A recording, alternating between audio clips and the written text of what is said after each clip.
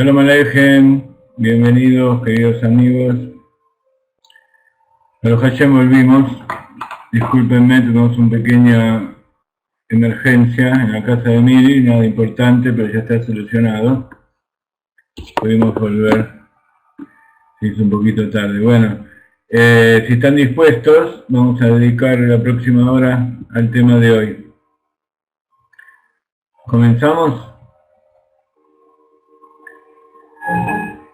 El tema de hoy verdaderamente no es muy largo, es un capítulo bastante corto, pero es algo en lo cual tenemos que meditar muy profundamente para poder entender.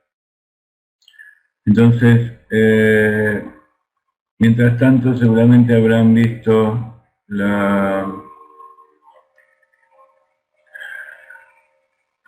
el material, el cuadro que les he puesto acerca de la clase de hoy. Entonces vamos a comenzar.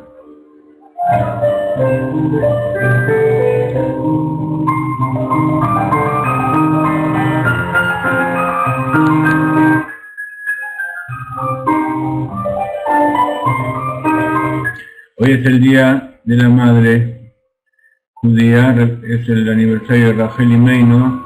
Seguramente la mayoría de ustedes estuvo viendo las cosas que publicamos en Facebook, en Twitter, en nuestra página. Y verdaderamente hay meditaciones muy hermosas que hizo el Rab. Algunas las tradujimos de publicaciones que ya estaban, que todavía no las habíamos traducido. Otras son artículos nuevos. Espero que haya sido de gran inspiración y que sea para la bendición de todos ustedes también, de las madres, las mujeres que están aquí presentes, que B'ezrat Hashem pronto podamos ver todos juntos el regreso de los hijos a Sion. Entonces, como se ve en el cuadro, estamos viendo de izquierda a derecha y de arriba hacia abajo cómo el alma está compuesta, y de izquierda a derecha cómo se va ramificando cada uno de los componentes, de los poderes y las vestimentas, y de arriba hacia abajo nos da idea de lo que es más espiritual a lo más material, a lo más físico, a lo más oculto, a lo más revelado, lo más cercano a la esencia del alma, hasta esa parte del alma que se inviste en el cuerpo, en las vestimentas. Entonces hoy vamos a estar analizando este quinto nivel, que en realidad es una compilación, está derivado de todo lo que vimos hasta ahora, pero es una preparación muy importante para poder entender lo que vamos a estudiar después en cada uno y uno de estos eslabones finales de la cadena. Entonces, la semana pasada terminamos de estudiar las vestimentas del alma y llegamos a que hay 13 atributos o 13 medidas de la experiencia, y cada una de ellas está compuesta de 6 parejas. Una pareja es el placer, otra pareja es la voluntad, otra pareja pertenece al intelecto, otra pareja pertenece a los atributos de carácter. Todo esto ya lo estudiamos en profundidad. Y así también con las vestimentas, el pensamiento, hay 2 clases de pensamiento, hay 2 clases de expresión oral, y esas son las 6 parejas, y completan los 13 atributos o 13 medidas del alma con la acción.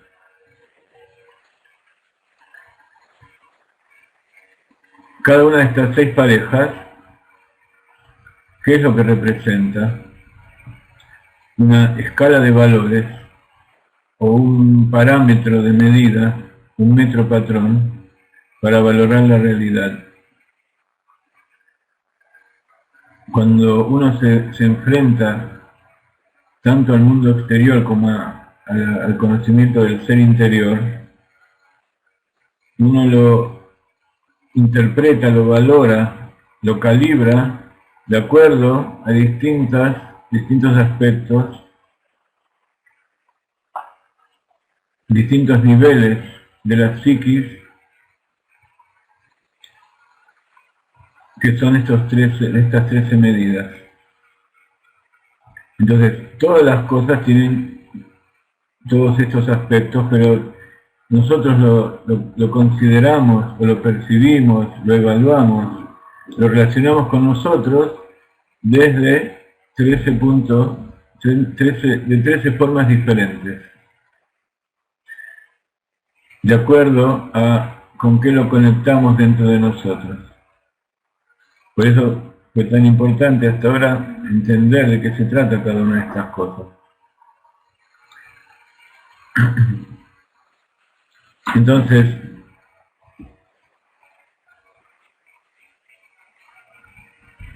cada una de estas escalas está construida sobre una diferenciación conceptual particular. ¿Qué significa eso? Que cada una nos da una diferente estatus o una diferente visión de cómo nosotros nos relacionamos y nos conectamos con el mundo. Como el alma, que somos nosotros, yo soy mi alma, cómo se relaciona con el mundo. Entonces, si hablamos del placer, que el placer puede ser simple o compuesto,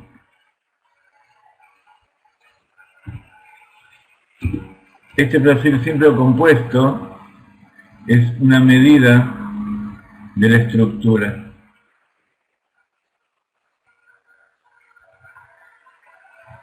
El placer interior es el origen de todas las motivaciones siguientes, y a partir de él se estructuran todas las demás percepciones de la realidad. Cuando hablamos del reino de la voluntad,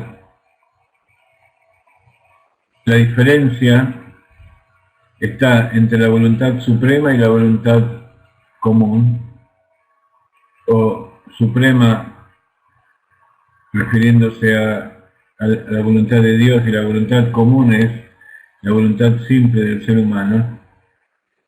Entonces eso nos da idea del dominio, de a qué esfera de la realidad nos estamos refiriendo. Entonces, primero vemos si eso eso que nosotros queremos evaluar tiene que ver con algo simple, o sea, indefinido, uno, donde está todo en potencial pero está todo unido, o ya hay una estructura dentro de eso que estamos viendo. La voluntad nos da otro tipo de evaluación de la realidad. Si lo que nosotros estamos relacionándonos tiene que ver con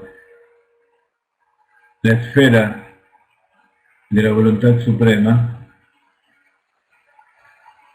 o con la esfera de la voluntad del ser humano, entonces eso se llama el dominio, la esfera, la realidad con la cual nos estamos conectando. Cuando hablamos de si el intelecto es oculto o revelado, la esfera o el reino de la inteligencia es una medida de la conciencia que tenemos.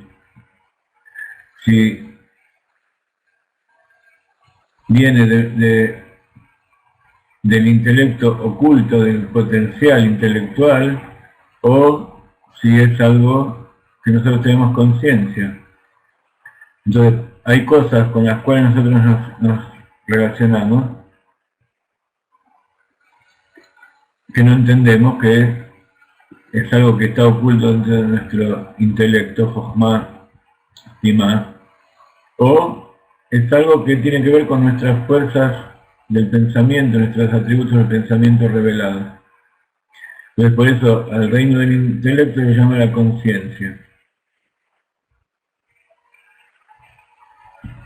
Cuando hablamos de los atributos de carácter, pueden ser atributos de carácter que pueden ser estimulados, pueden ser despertados en uno, como el amor, el temor y la misericordia. Y están los innatos o naturales de la persona, por eso en hebreo se llama motzbah.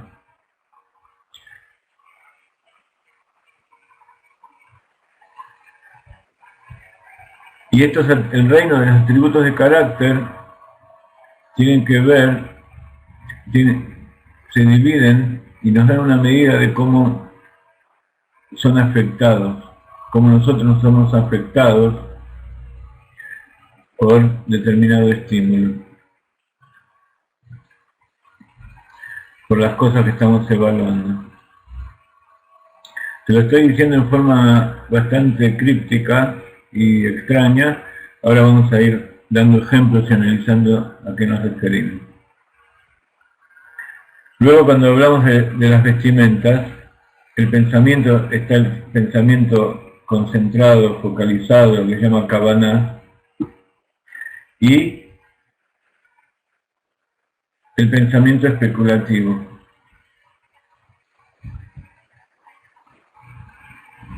que está divagando. El pensamiento trabaja en forma espontánea. Entonces, el pensamiento nos da una medida de la orientación objetiva de aquello a lo cual nos estamos refiriendo. Si es algo subjetivo o objetivo. Y por último, el reino del habla. Hay un habla interior y un habla exterior. Nos da una idea de cómo nuestro ser, nuestra expresión, se proyecta, nuestro ser se proyecta en el otro, en el mundo que nos rodea. Entonces, lo que estamos hablando, nuevamente, son los atributos de la experiencia espiritual. El rango amplio y variado de todo lo que es la experiencia de vivir. Entonces, lo que es la vida del alma dentro de un cuerpo, podemos verlo de estos distintos aspectos. Por supuesto, cuando uno está viviendo, cuando uno está teniendo una experiencia determinada, todo esto funciona al mismo tiempo. Pero nuestra mente nos sirve para después evaluar cómo nos afectó a nosotros en los sentimientos y cómo tenemos que nosotros cambiar nuestros sentimientos y nuestra conducta. Nos sirve para ver si eso que está pasando es algo que nosotros tenemos conciencia o no tenemos conciencia. Entonces tenemos que incentivar nuestra indagatoria interior, intelectual, para tomar conciencia de cosas que no tenemos claro, que están en forma oculta dentro nuestro. Con respecto a la voluntad, saber si lo que está pasando es porque es parte de la voluntad divina o es parte de nuestra propia voluntad. Y así cada uno de estos componentes. Ahora vamos a ver cada uno por separado.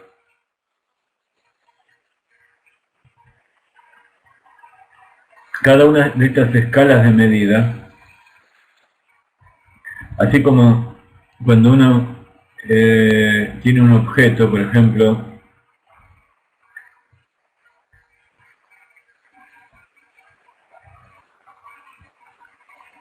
tiene una piedra, Una piedra tiene un peso que nos da una idea de la cantidad de masa que hay ahí. Tiene un volumen que nos da una idea de la concentración que tiene esa masa. Tiene un calor, una temperatura que nos está dando idea de cómo interaccionan las moléculas dentro de esa piedra. Tiene un color, tiene una dureza, tiene distintas características. Así también, como nosotros evaluamos objetivamente distintas características de un objeto para saber cómo es, también la realidad que nos rodea la podemos analizar desde estas distintas escalas de medida. Por supuesto, como dijimos antes, de arriba para abajo están aquellos lugares tan ocultos que nosotros no tenemos idea de dónde vienen y no podemos utilizar también.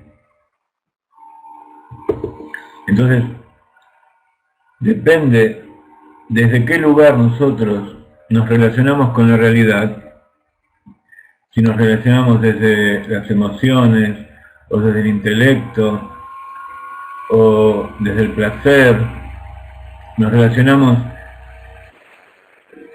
tomando la realidad objetivamente, o la vemos en forma subjetiva, la vemos desde el punto de vista del placer que nos produce cada cosa, de si es algo que se ve la divinidad o es algo meramente mundano y material, etcétera, etcétera. Entonces, podemos entender cómo somos nosotros y a través de refinar cada una de esas etapas, que después vamos a ver que aquí hay 22 escalones, al ir refinando cada una de estas cosas, entonces podemos calibrar la realidad integrando todas esas mediciones que hemos hecho. Entonces así, podemos, con el ejemplo de la piedra, podemos tener una idea más concreta de qué es esa piedra. Entonces podemos saber, tomé el ejemplo de una piedra, pero supongamos que queremos tomar en cuenta una persona. Entonces, depende del punto de vista que lo analicemos, también depende cómo nos vamos a relacionar con él, y también depende qué somos nosotros, qué aspecto de nuestra personalidad, de nuestro ser, estamos poniendo en juego para relacionarnos con esa persona. Por ejemplo, un médico se puede relacionar con una persona desde el punto de vista de médico y paciente. Entonces, las preguntas que le va a hacer y la forma en que lo observa a su paciente no va a ser lo mismo que cuando él va a su casa y se relaciona como padre o como hijo, o no va a ser lo mismo que cuando viaja en auto para ir hasta su casa, que se relaciona con el mundo como conductor o como un conductor de un vehículo, como un pasajero, etcétera, etcétera. Entonces, cada uno de nosotros evaluamos la realidad podemos evaluar la realidad desde distintos puntos de vista del ser, y a su vez integrar todos esos puntos de vista para poder conocer mejor la realidad. ¿Ok? Entonces a eso se refieren estos 13 formas de medida o escalas con que nosotros evaluamos la realidad. ¿Se va tomando forma un poco a qué nos estamos refiriendo? Entonces, ¿para qué nos sirven todas estas escalas? Por ejemplo, pueden ser empleadas para explicar los fenómenos de la vida. Entonces, cuando nosotros en nuestra conciencia hacemos una distinción determinada, significa que uno está haciendo prevalecer ese reino específico del alma dentro de todos los reinos que están dentro de uno, como estamos viendo aquí, la esfera del inconsciente profundo, que es el placer, la esfera de la voluntad, que es el inconsciente más cercano a la conciencia, el pensamiento, etcétera, todo lo que tenemos aquí. Entonces, estamos haciendo prevalecer uno de estos reinos del alma que está identificado con esa medida conceptual. Esa medida que nos sirve para conceptualizar, para catalogar, para calificar, para medir el mundo que nos rodea, las experiencias que vivimos. Esa es una de las cosas. Pero también todas estas diferenciaciones pueden ser utilizadas para explicar un fenómeno que cae fuera del reino que está asociado con él. Por ejemplo, nosotros podemos aplicar la escala o el dominio del Da'at, una propiedad del intelecto,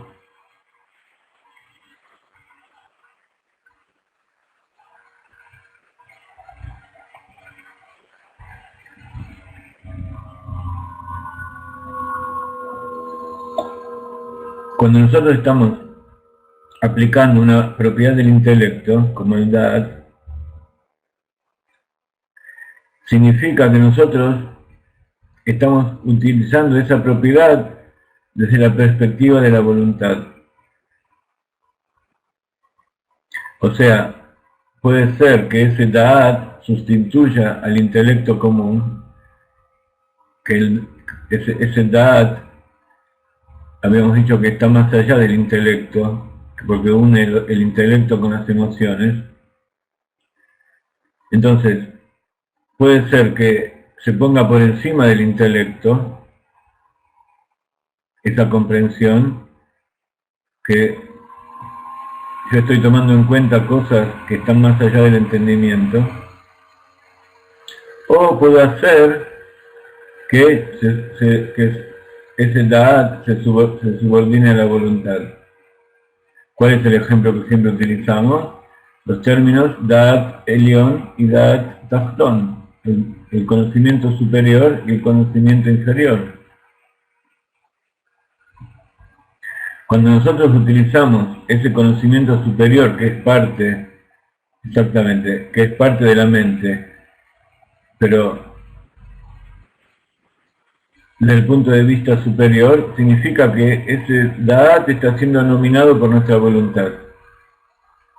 Entonces evaluamos la realidad y nuestro libre albedrío, que está relacionado con el Da'at, nuestra comprensión de la realidad, tiene que ver con un conocimiento supremo, con algo que está por encima del entendimiento, que generalmente lo relacionamos con la voluntad divina.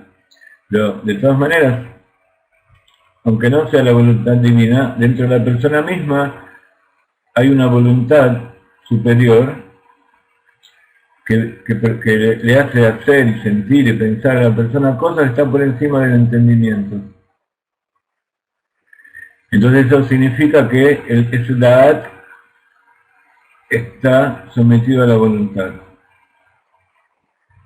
En cambio, cuando utilizamos el Da'at inferior, el Da'at Tachtón, significa que esa voluntad está sometida al Da'at. Entonces, acá vemos un principio de interacción entre distintas esferas cognitivas, de evaluación de la realidad, de medición de la realidad, que como hay una jerarquía de arriba hacia abajo, eso significa que hay un dominio, que el de arriba domina al de abajo. Entonces, o sea, que domina en el sentido de que da origen. Pero de todas maneras, como vemos aquí, y eso tiene que ver con con lo que siempre hablamos, que el pensamiento tiene que dominar el corazón y el corazón a las acciones, las emociones a las acciones, pero a veces no funciona así. Esa es la forma normal. Entonces también aquí hay veces que el intelecto está al servicio de la voluntad suprema y hay veces que el intelecto o alguno de esos componentes está al servicio de la voluntad inferior del deseo animal. ¿Ok? Entonces acá estamos empezando a ver cómo interactúa cada una de estas cosas. Entonces, la voluntad, por ejemplo, puede sustituir al pensamiento consciente, que es, habíamos dicho alguna vez que la revelación de la voluntad, del razón, de Keter, dentro de la conciencia, ese nivel de alma se llama Hayá. Que Hayá es como toca y no toca, que de repente se revela en nuestra mente y se escapa. Entonces, en ese momento en que se revela en nuestra mente, nosotros sentimos que hay algo que está más allá y que nos está dominando, que estamos actuando en base a algo que está oculto a nuestra comprensión. Entonces, si logramos captar algo de eso, entonces lo hacemos consciente y lo utilizamos en forma consciente. Si no lo logramos captar lo que es, eso permanece oculto y nos seguimos basando en nuestro pensamiento consciente.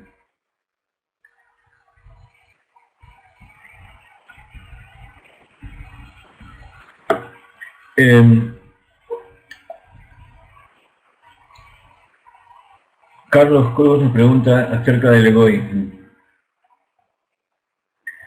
Egoísmo viene de la palabra ego. Entonces, el sentido o el significado en castellano de la palabra ego o egoísmo sería una exaltación exagerada o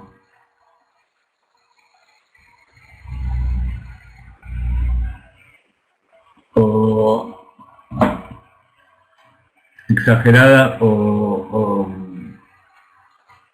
perjudicial del ego. Pero el ego es el yo, es el ser, es lo que yo soy. Entonces, en este momento estamos hablando de cómo funcionan estas cosas. Si mi ser, hace poco publicamos un artículo de lo que es la conciencia de uno mismo, la conciencia animal, la conciencia divina, la conciencia natural. Entonces, es importante que yo tenga mi ego, que yo sea un ser humano, que no sea un robot que tiene anulado el ser, como aquellas personas que aparentemente están completamente aisladas de este mundo material, que se autoflagelan y se eliminan todo tipo de placeres y de deseos personales, que aparentemente están dedicados solamente a Dios.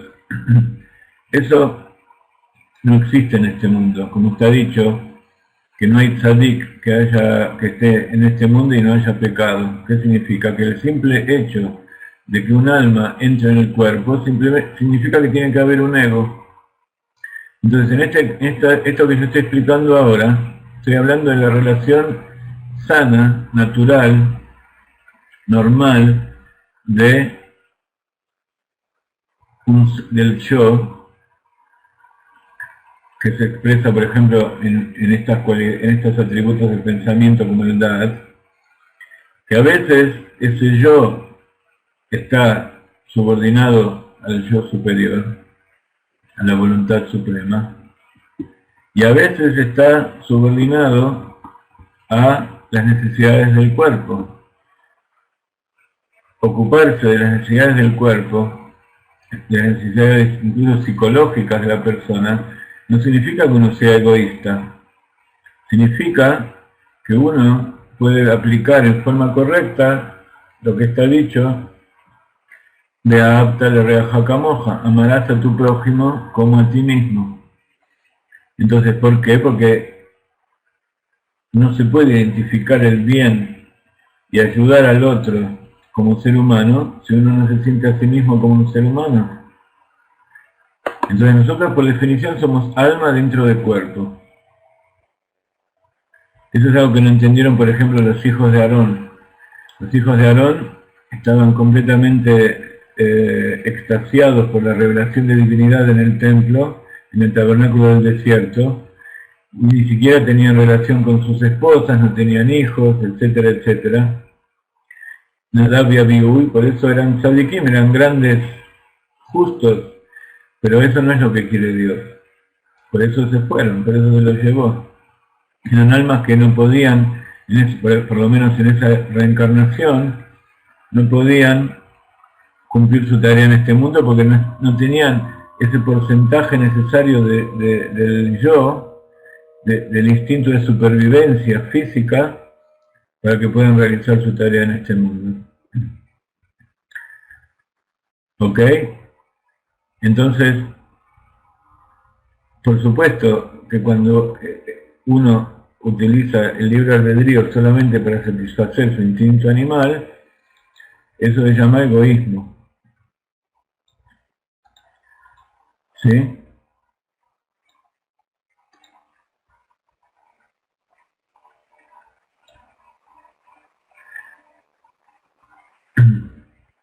Pero, de todas maneras, identificar el ser es una de las condiciones para que nosotros podamos vivir y cumplir la tarea para la cual vinimos. Por ejemplo, está el placer supremo de conectarse con Dios, de cumplir los preceptos en aras de Dios, de cantar nigunim, de sentir como el alma se expresa. Pero hay placeres físicos que uno necesita también. Salvo aquellos grandes tzadikim que, digamos que en un 99% tenían anulados todos sus sentidos y estaban aplicados solamente a servir a Dios, como se cuenta de las Muras Zaken, que cierta vez venía un invitado muy importante a Shabbat, entonces querían darle una comida exquisita. Entonces, como él comía sin sal, entonces la esposa realmente no ponía sal, pero como sabían que venía esta persona, entonces le puso sal. Después fue él y automáticamente, sin que la esposa vea, le puso más sal. Y así la comida estaba tan salada que cuando vino el invitado la probó y no la podía comer. Y sin embargo lo veía Admura Zaken que él comía y no tenía ningún signo de disgusto. Al contrario, estaba comiendo normalmente como siempre, por el placer de Shabbat. Entonces le dijo, ¿cómo puede ser? Pero la esposa le dijo, él no siente las cosas de este mundo como las sentimos todos nosotros. Pero de todas maneras también hay otra historia que cuenta que uno de los rebeldes, el Saí, creo, cuando recibía a la gente para que le cuente sus problemas y él poder resolvérselos, cada vez que alguien se iba, él se cambiaba de ropa. Entonces su ayudante le preguntó, ¿por qué te cambias de ropa? Y él dijo, porque yo transpiro tanto, porque para poder entender lo que le pasa al otro, yo tengo que ponerme las vestimentas de él. Y entonces el esfuerzo que yo hago hace que, para sentir qué es lo que le pasa al otro, transpiro toda la ropa y después me la tengo que cambiar. Entonces, incluso ellos, que están completamente anulados a Dios, en determinados momentos tienen que investirse en su yo físico, en este caso también para servir a Dios, pero de todas maneras es el yo. Es el yo que ellos tienen que sentir el yo para poder ayudar a los demás y sentir a los demás. Entonces, si uno no sabe lo que es sufrir, entonces tampoco puede saber cómo puede sufrir el otro y no lo puede ayudar. Entonces, eso es cuando uno sufre y llora y se queja y le pide a Dios que lo ayude, es el yo. El alma no tiene ningún sufrimiento. Al contrario, cuando el cuerpo sufre, el alma está contenta porque significa que el cuerpo se está acercando a Dios. Pero el yo le pide a Dios y entonces la persona se eleva de esa manera. Otro ejemplo es con respecto a las emociones, que hay internas y externas. Cuando nosotros hablamos de las emociones del Zeir Anpin, todas las cualidades del corazón las relacionamos con el habla, como hablamos hace 2 clases acerca de la vestimenta del habla. Las emociones se expresan a través del habla, de la boca. Por eso cuando uno tiene placer, tiene alegría, tiene dolor, etcétera, etcétera, emite sonidos. Y más todavía si uno habla y explica lo que le está pasando. Cuando esos sentimientos están son tan profundos que uno no tiene palabras para expresarlos, hasta emite sonidos. Que el otro, depende de la sensibilidad que tenga, los va a poder entender o no. Pero cuando uno está consciente de lo que siente, entonces puede expresarlo en palabras. Pero de todas maneras, es evidente que el habla tiene que ver con las emociones. Incluso cuando uno está expresando un pensamiento, lo expresa dándole los matices de la emoción. Uno expresa algo por amor, por temor, por misericordia, o lo expresa de una manera de confianza, de estar confiado frente al otro, de autoestima, lo expresa en forma de modestia, lo expresa en forma verdadera. Esos son los 6 atributos del corazón. Entonces, cuando uno utiliza la escala de las emociones,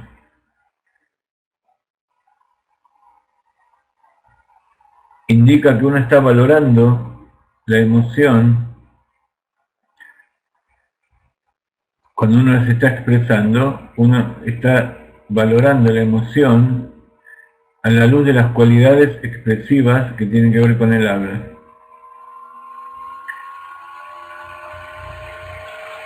¿Y cómo se sabe si lo que uno está diciendo llega o no llega?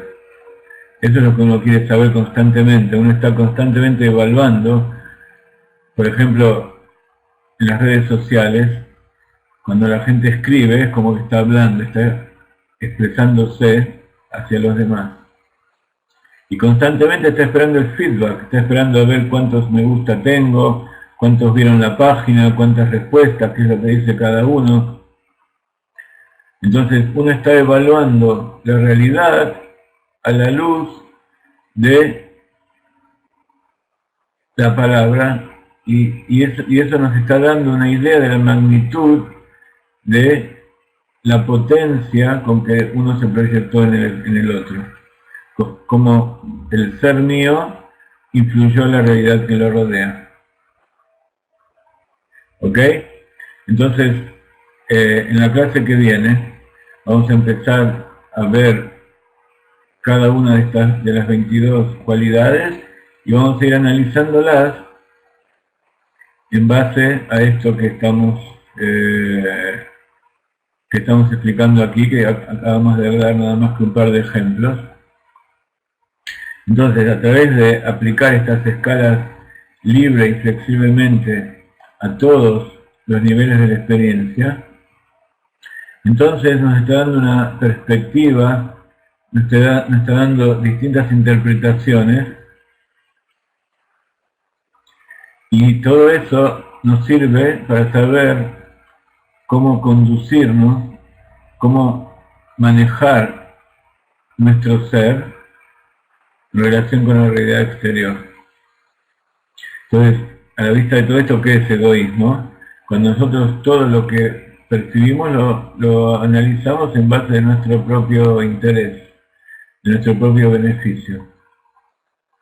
Pero cuando ese propio beneficio lo asociamos al beneficio del otro, al beneficio general de la comunidad, al beneficio de Dios, del propósito de la creación de Dios, etcétera, etcétera, entonces anulamos nuestro ser. Entonces no significa que desaparece, sino que se une con el bien común.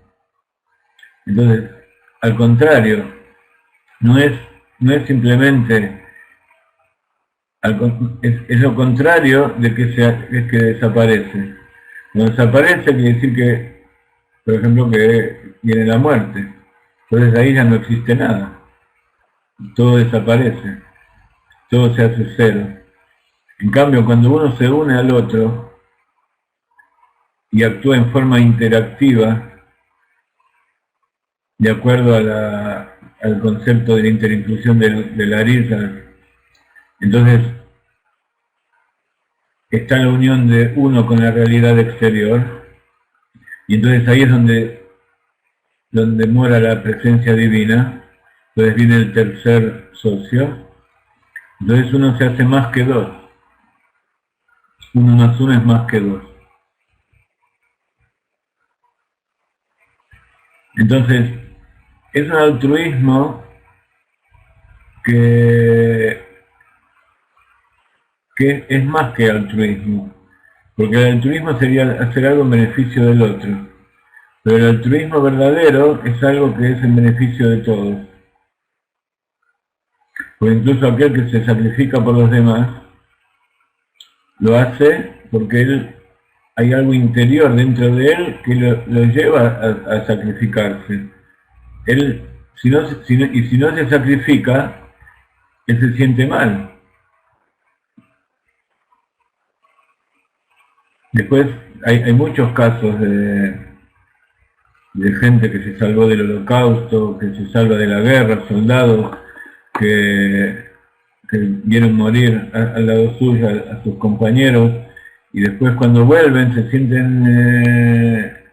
sienten culpables de no haber podido ayudar al otro. Entonces el altruismo no es como quieren hacer creer que es simplemente pensar en el otro, no, es de apta le reajaca moja. Yo me siento bien haciendo eso. Entonces, como estudiábamos en la clase de ayer, el tema de las 3 etapas,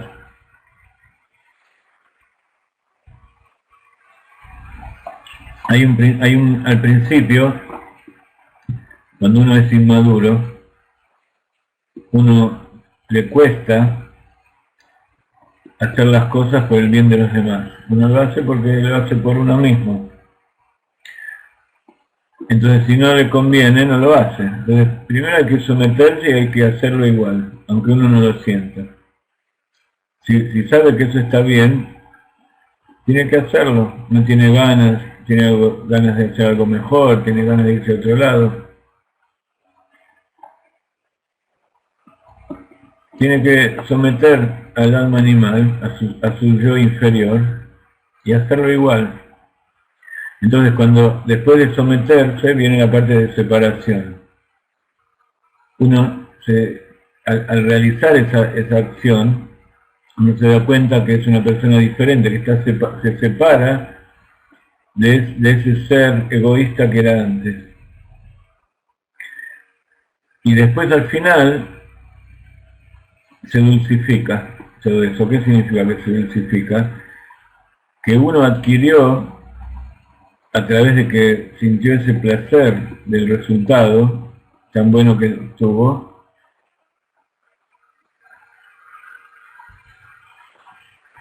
y que antes no entendía por qué lo hacía, tuvo doble recompensa. Primero que se sintió bien y entendió por qué tenía que hacer eso. Entonces ahora adquirió una segunda naturaleza y Dios le hizo revelar y le dio recompensas que él ni siquiera había pensado. Entonces incluso el someterse a uno mismo a hacer cosas que no quiere, si es en aras de cumplir los preceptos, por ejemplo, de hacer cosas buenas, también en el sentido de pensar, dejar de pensar cosas buenas, pero sobre todo la acción, al final redunda en un beneficio para uno mismo. Y hay veces que el Yetzer Hará, el alma animal, te hace creer que es mejor no hacer algo bueno porque está funcionando tu egoísmo. Que no estás haciéndolo por una buena intención, sino que lo estás haciendo por algo malo. Porque vos querés sacar un beneficio de eso. Eso es el instinto del mal. Es el alma animal, es el Yetzer Hará, que te impide incluso hacer cosas buenas. Entonces, esa también es una forma de rectificar el alma animal. Que a pesar de que uno piense que está haciendo las cosas por su propio beneficio, si eso va a tener un beneficio del otro, entonces tiene que hacerlo igual. Porque después al final se va a dar cuenta que todo el mundo se benefició con eso. Entonces uno se va a sentir bien, entonces se va a dar cuenta que en realidad no era egoísta, sino que Dios lo puso en una prueba para ver, para que aprenda. Dios no tiene nada que ver, Él ya sabe todo. Es para que nosotros veamos, para que aprendamos cómo nos tenemos que conducir. Esa es la que habíamos explicado ayer acerca de la Akeidá y la Perayat Baerá y la Eslejá y todas las pruebas que pasó Abraham. Las pruebas no son para Dios. Dios no tiene ningún interés, no tiene ninguna necesidad de probarnos.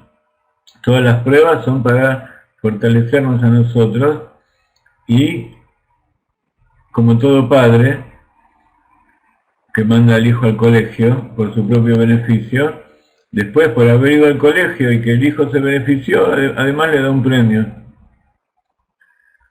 Porque la educación a través de premios hace que la persona quiera hacer más y más y más.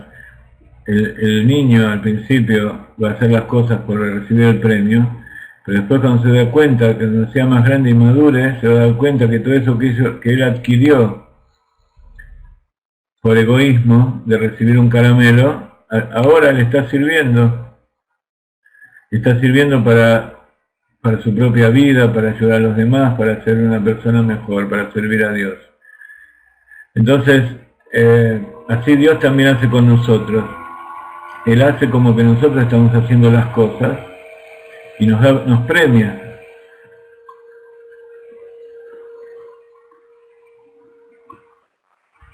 Entonces no tenemos que dejar que la duda y que todas esas palabras con que nos quieren someter desde afuera, las fuerzas del mal, nos dominen.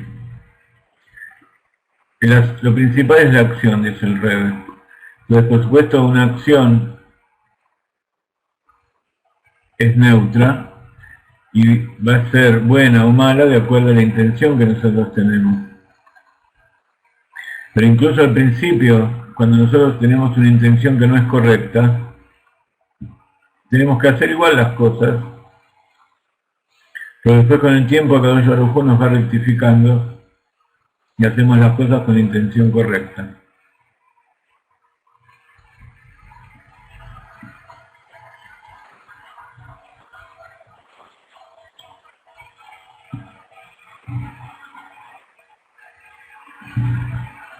Entonces,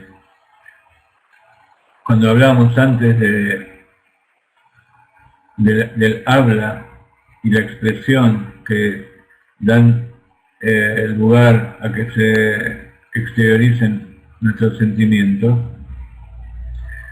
la magnitud de la llegada y del alcance de eso que nosotros estamos expresando está directamente relacionada con la profundidad de donde sale. Por eso los sabios dijeron, las cosas que salen del corazón llegan al corazón. Cuando lo mío sale del corazón, entra en el corazón de los demás. Cuando lo mío es superficial, sale nada más que de la boca para afuera, entonces también se queda por afuera de las personas. Entonces todo eso yo lo tengo que ir aprendiendo, porque yo al principio no sé si lo que estoy diciendo es porque lo digo para afuera, para aparentar, para saber quién soy, para beneficiarme, o verdaderamente lo digo para ayudar a los demás. Entonces, como decíamos la otra vez, que el chico está constantemente calibrando sus instrumentos para relacionarse con el mundo exterior. Entonces, si tira los juguetes que uno le da por afuera de la cuna, no es que no los quiere, sino que está viendo el alcance de la fuerza de su mano, está aprendiendo a utilizar su mano, está aprendiendo a utilizar la vista, aprende la distancia, aprende el sonido, y a veces también con eso aprende el grado de paciencia que tienen sus padres, el grado de paciencia, el grado de inteligencia y de poder educativo que tienen sus padres.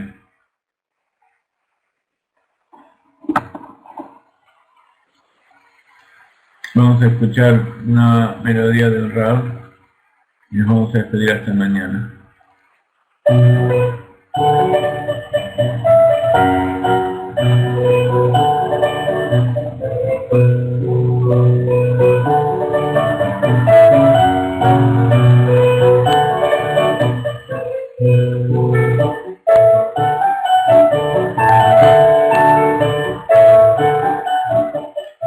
Aquellos que vienen al curso y que se inscriben, este curso es un curso gratuito que está basado en el libro de la anatomía del alma de Rav Ginsburg, como ustedes saben. Y a medida que vamos haciendo el curso lo vamos traduciendo, lo vamos corrigiendo. Así que espero que cuando terminemos el curso esté listo y todos aquellos que participan van a recibir la versión digital del libro terminado de forma gratuita, y después, cuando esté impreso, esperemos que sea pronto, también de alguna manera se los vamos a hacer llegar. Entonces les pedimos que colaboren, que den de lo suyo, den de aquello que Dios les dio, para que Dios les dé más. Es el principio del altruismo. Cuando uno da para recibir más y poder juntar más para uno mismo, eso sería egoísmo. Pero cuando uno da para recibir más, para poder dar más, eso es la máxima expresión del altruismo, del amor al prójimo.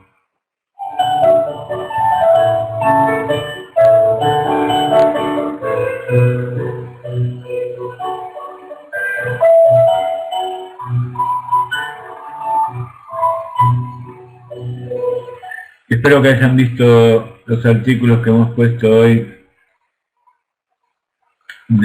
sobre la madre Rachel Imeinu, que es el Día de la Madre Judía, porque es el día 11 de Heshvan, que nosotros ya estamos en el día 12.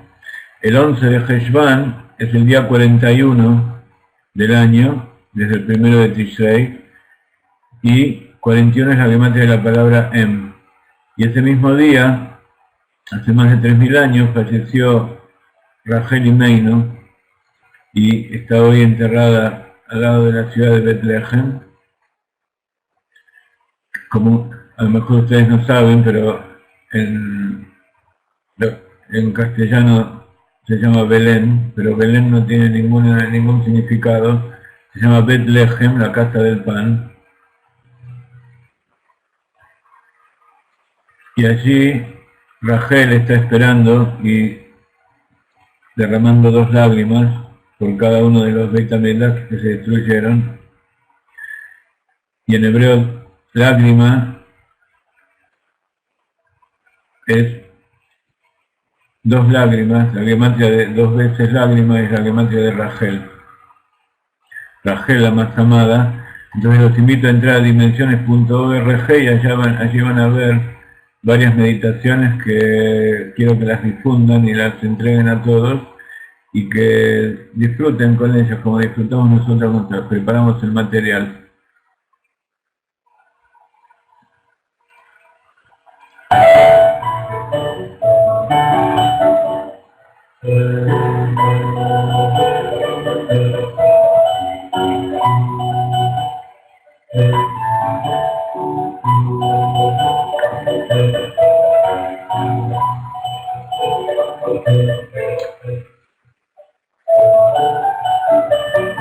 Cuesta despedirse, ¿no?